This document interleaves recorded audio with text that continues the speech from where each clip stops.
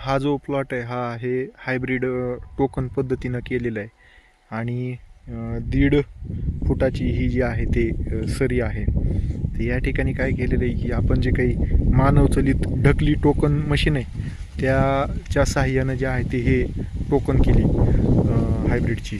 तर एक नवीन प्रयोग आहे. ह्याच्यात काय होईल, अंतर मेंटेन होईल आणि जाडसर असं जे आहे ते एकदम ते कडबा जो आहे तो प्राप्त होईल. तो आपण नंतर जे काही आपलं कडबाकुट्टी मशीन आहे त्याचा वापर करून आपण निश्चित त्याचा जो आहे तो पुढं हे करू शकतो. असं काही नाही आहे की ते वापरता येत नाही असं.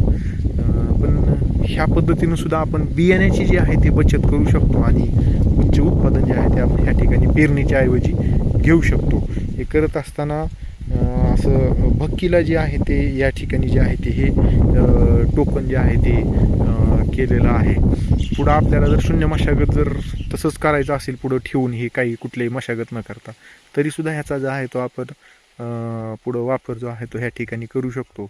पण ह्याच्यात एक आहे की टोकन पद्धतीनं अवलंब जर आपण केला तर बियाण्याची बचत म्हणजे 1 एकर क्षेत्रामध्ये जिथं 6 किलो बियाणं लागणार होतं ते अवघं कराड साहेब किती 3 किलो बियाणं लागलं ना, फक्त 3 किलोमध्ये जे आहे ते इथलं जे आहे ते हे पेरणी किंवा लागवड जी आहे ते या ठिकाणी झाली. 100% झाले की उत्पन्नात वाढ 100% हो होणार. हो हो हो हो बरोबर आहे. उगवण शक्ती महत्वाची.